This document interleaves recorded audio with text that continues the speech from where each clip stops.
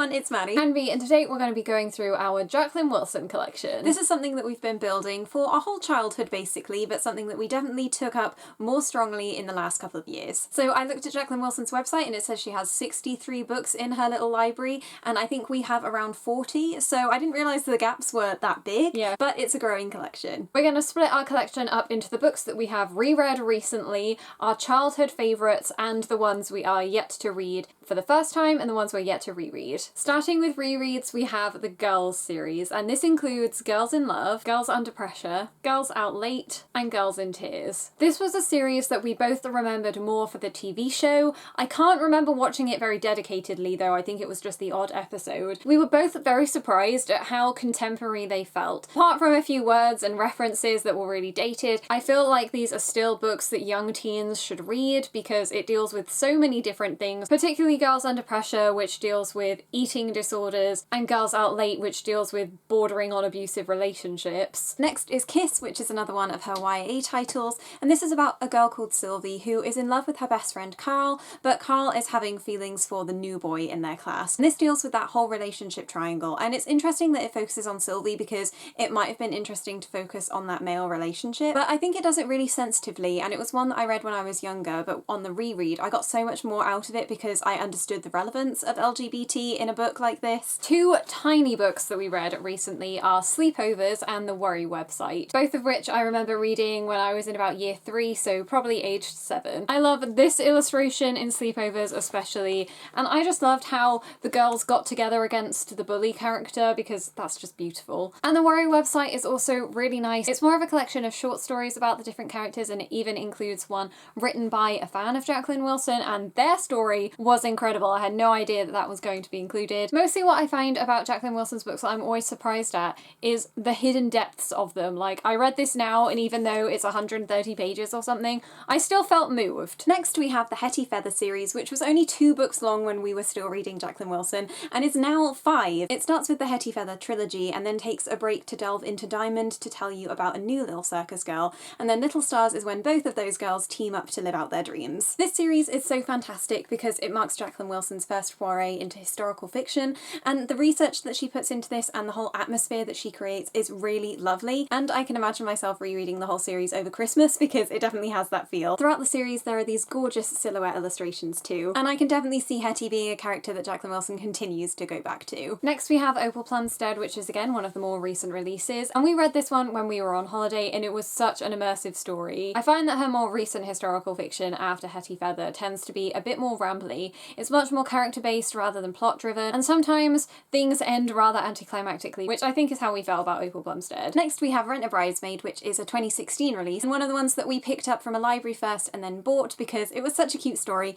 It's very reminiscent of her early work because it feels a lot more middle grade than her historical fiction does, but it's so cute. It's about a girl called Tilly who wants to be a bridesmaid more than anything but doesn't know anyone in her life that's getting married, and so decides to advertise her bridesmaid services to other weddings, and she gets to go to 3 different ones. And the final reread is Katie, and this is a retelling of What Katie Did, which often pops up as Jacqueline Wilson's character's favourite book, so I'm really glad that I actually got to know a bit more about the story. This is about Katie, who's part of a big family, and she's very boisterous, and then suddenly she falls from a swing and becomes paralysed, and her life has to change, and she has to deal with that somehow. I adored this. I think I cried at multiple points, and I gave it 5 stars because it was the first Jacqueline Wilson I'd read in a really, really long time. Next are the Jacqueline Wilson books we read as kids and are yet to reread, but they are at the top of our list. First is the story of Tracy Beaker, probably one of Jacqueline Wilson's most well-known characters. I remember watching the TV show like practically every day after school because it was always on, and I swear there were loads of seasons. Next is Double Act, which of course we read because it's all about twins,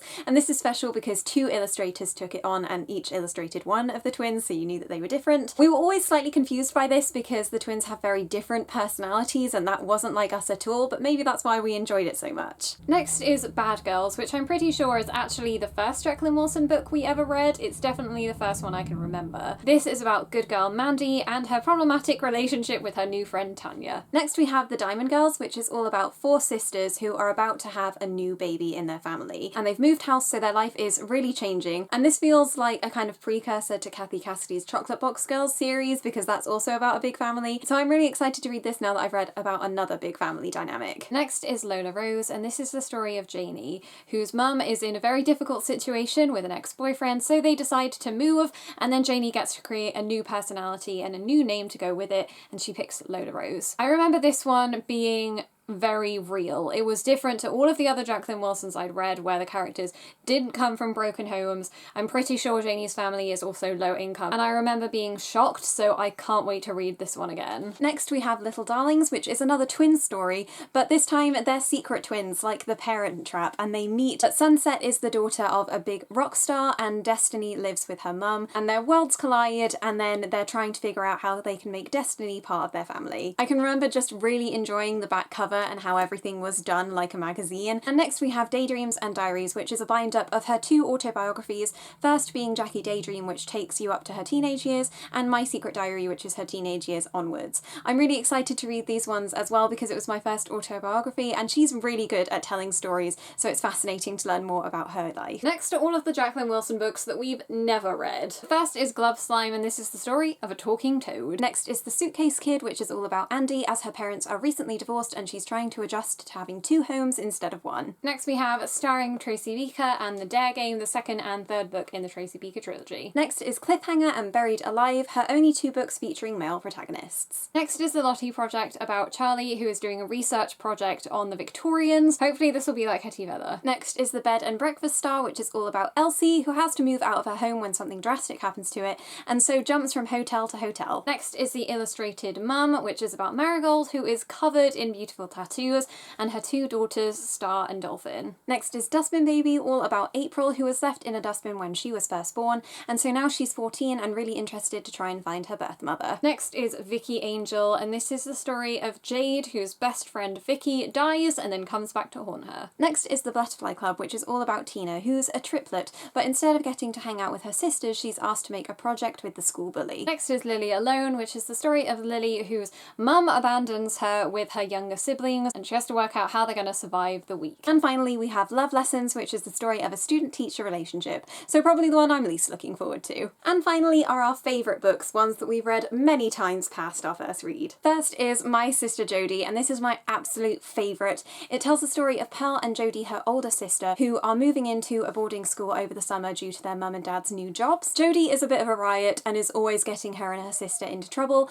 and it's Pearl feeling like Jodie is slipping away, especially when the new term starts. This was so impactful to me when I first read it when I was 10 years old. I remember the ending, which is really dramatic, being spoiled for me by my worst enemy at the time, so I was really irritated by that, but I still read it and I connected with it so much that I've read it so many times since. It's also the one I'm really looking forward to because I just adore sister relationships. Whether they're disastrous or harmonious, I absolutely love it. My favourite Jacqueline Wilson novel is Cookie. I've read this so many times. Beauty lives with her mum and dad, and her mum is this beautiful woman who is completely undermined by her horrible husband. Then something happens that tips the balance and Beauty and her mum decide to run away together. It's a really great story and super inspiring. I love every single moment. Even though the beginning is really hard to get through, I love what happens next. And because My Sister Jodie is a YA title, my favourite of her children's books is Candy Floss. This tells the story of Floss, who's torn between going to live with her mother and her boyfriend in Australia,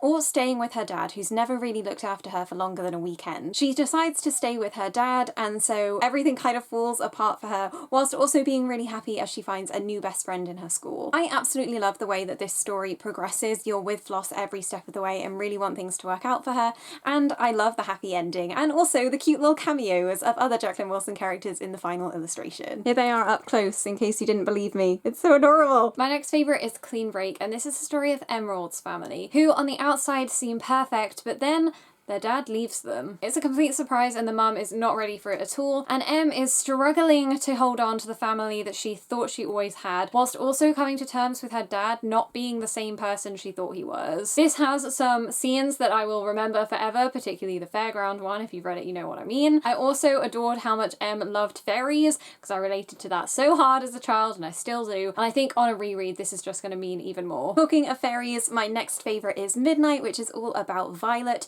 who who loves fairies, and a new girl arrives in her school called Jasmine, who she's really enamoured by, and it's all about their friendship, but also her relationship with her older brother Will. I think if this was a YA story, it would definitely be an FF romance, and I think that's why I like it so much, because I can read that into it that I wouldn't have as a kid. This one is a little darker than usual, and I think you can tell that by the cover scheme, but it's really great. Next is Best Friends, and this is the story of Gemma and Alice, who have been best friends since they were babies. Gemma is boisterous and Alice is a girly girl, and then things change when Alice moves to Scotland and leaves Gemma behind. I remember Maddie reading this one first and then handing it to me and absolutely loving it. I think, again, it was one that I took out from my junior school's library, so I was very young when I read it for the first time, and I'm really pumped to see whose side I land on this time, because I think as a kid I was always with Alice, but now I might end up being with Gemma. And finally, we have Secrets, which are about two completely different girls that share a wonderful friendship. India is extremely posh but doesn't feel very understood by anyone, and she's really passionate about Anne Frank's diary, which is really cute because apparently Jacqueline Wilson was too. And then we have Treasure, who comes from a troubled home